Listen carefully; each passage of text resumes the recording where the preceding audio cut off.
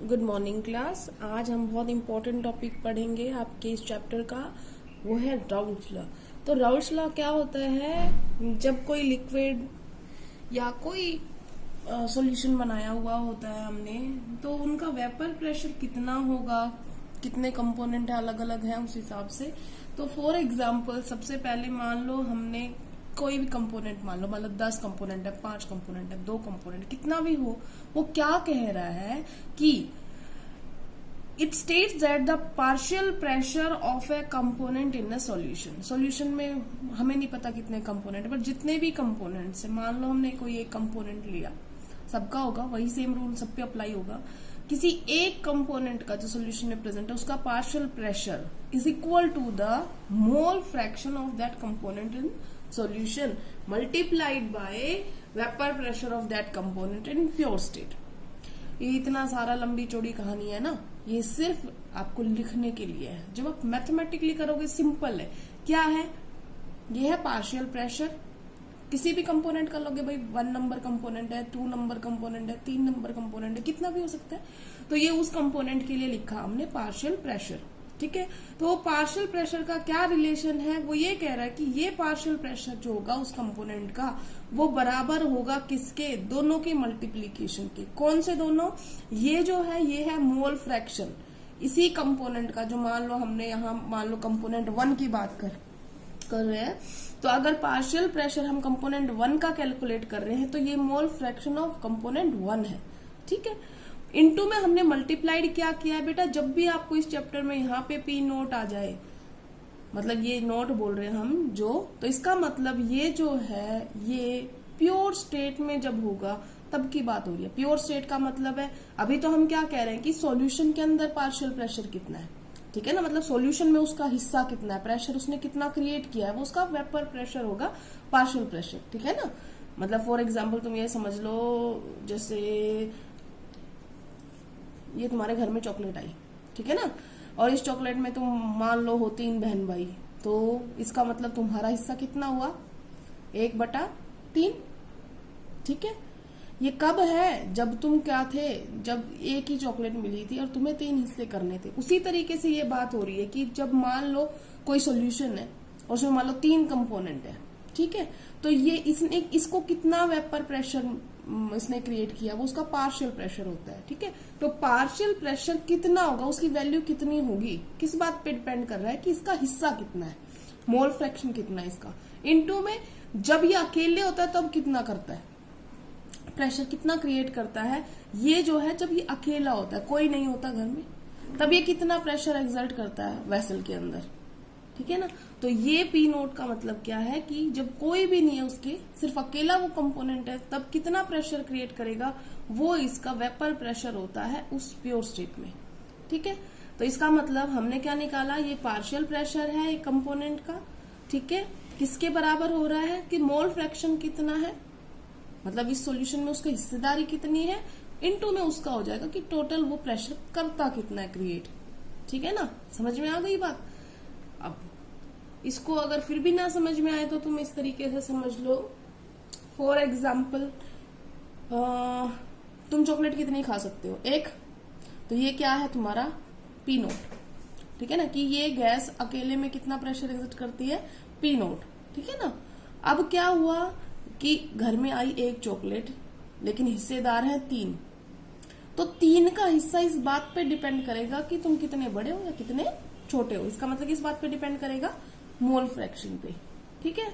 तो जितना छोटा होगा, मतलब जिसका कम कंट्रीब्यूशन है उसको छोटा हिस्सा मिलेगा, जिसका ज्यादा कंट्रीब्यूशन होगा उसको थोड़ा बड़ा मिलेगा, जिसका बहुत ज्यादा होगा उसको और बड़ा मिलेगा। समझ में आ गया? तो यहाँ पे कंट्रीब्यूशन क्या चीज है? Mole fraction. तो ये है partial pressure of a component, ये है उसका मोल फ्रैक्शन, इनटू में मल्टीप्लाइड वो कि अकेले होता है तो वो क्या कर सकता है। ये समझ में आ गया इतना? ये हमारा जो राउल्स लॉ है वो आ गया, बहुत इंपॉर्टेंट है। आगे सारा जो न्यूमेरिकल होगा वो इस पे बेस होगा। इतना समझ में आ गया तो कोई दिक्कत नहीं है। स्टेटमेंट वही है, सिंपल इसको आपने इलेबोरेट करके लिखा है, बाकी यही बोला है। देखो क्या बोला है, दोबारा शुरू करते हैं। Partial pressure of a component वो ये है, is equal to mole fraction of that component in solution. Mole fraction of that component in solution multiplied with vapor pressure of that component in pure state, vapor pressure of that component in pure state। समझ में आ गया। अब Raoult's law के हिसाब से use करके हम इसका जो सॉल्यूशंस है उनका हम वेपर प्रेशर निकालेंगे। तो सबसे पहले हम लेते हैं vapour pressure of liquid in liquid solution. इसका मतलब हमने बेटा यहाँ पे कैसा लिया है, बाइनरी सॉल्यूशन। हम मोस्टली चैप्टर में बाइनरी ही पढ़ेंगे। बाइनरी का मतलब दो कंपोनेंट हैं और दोनों ही क्या है, लिक्विड इन लिक्विड, मतलब दोनों ही क्या है, लिक्विड स्टेट में है। अब लिक्विड तो आपको पता है किस स्टेट में चला जाता है, अगर गर्म करेंगे तो हम वेपर स्टेट में चला जाता है। तो ऐसे सब्सटेंस जो हो रहे हैं उनको हम क्या बोलते हैं, वोलेटाइल। अब क्या सॉलिड वोलेटाइल होगा, नहीं होगा। चीनी कभी आपने उड़ती देखी है, मतलब वेपर स्टेट में कन्वर्ट होते देखी है, नहीं ना। तो कुछ सब्सटेंस होते हैं जो सॉलिड से डायरेक्ट वेपर स्टेट में भी चले जाते हैं, लेकिन हम यहाँ पे बात कर रहे हैं किसकी, हम कर रहे हैं लिक्विड इन लिक्विड की। तो इसका मतलब ये कंपोनेंट भी वोलेटाइल है, ये कंपोनेंट भी वोलेटाइल है। ये बताने का मतलब क्या है कि वेपर प्रेशर एक कंपोनेंट की वजह से भी हो रहा है और दूसरे कंपोनेंट की वजह से भी हो रहा है। ये बात समझ में आ गई। तो टोटल प्रेशर जो सॉल्यूशन एक्सर्ट करेगा वो इन दोनों की वजह से हो रहा है। तो अब बात करते हैं हम सबसे पहले कि ये जो राउल्स लॉ के अगर हिसाब से लिखो, मान लो हमने मान लिया, क्या माना, हमने ये माना है कि हमने बाइनरी सॉल्यूशन लिया कंपोनेंट 1 एंड कंपोनेंट 2, ठीक है। अब हम कर रहे हैं, तो मान लो कंपोनेंट 1 के लिए लिखोगे तो 4 कंपोनेंट 1,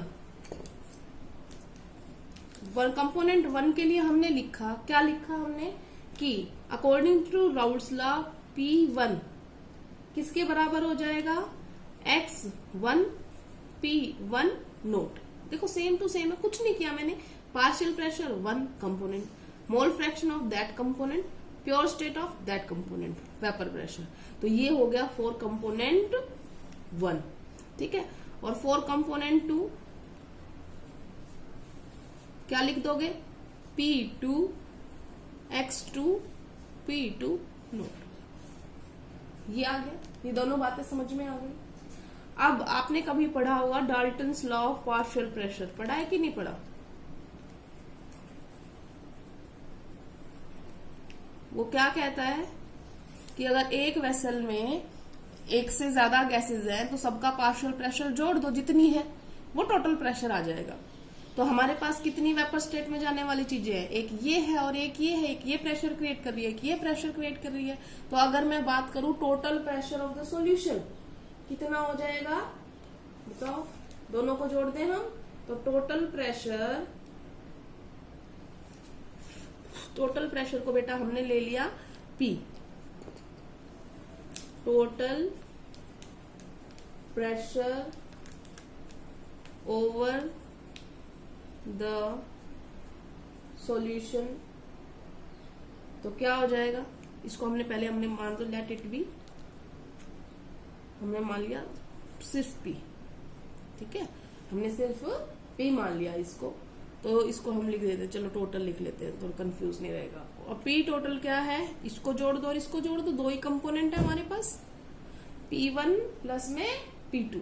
अब जोड़ दो इसको, P total is equal to, अब इसकी इक्वेशन लिखो, X1 P1 note plus X2 P2 note, ठीक है। अगर मैं अब इसको X2 को इलेबोरेट करूं तो क्या कर सकती हूं, क्योंकि X2 क्या हो जाएगा, मैंने आपको बताया था कि मोल फ्रैक्शन का जो सम होगा सभी कंपोनेंट का वो 1 के बराबर होगा, बताया था कि नहीं बताया था। तो ये दो ही कंपोनेंट है, एक X1 है और एक X2 है, ठीक है। तो इसका मतलब X1 प्लस X2 किसके बराबर हो जाएगा, 1 के, मोल फ्रैक्शन के।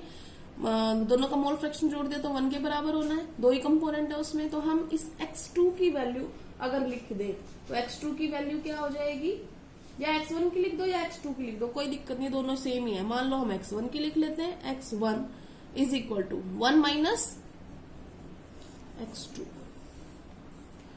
ये वैल्यू अब इसमें पुट कर दो।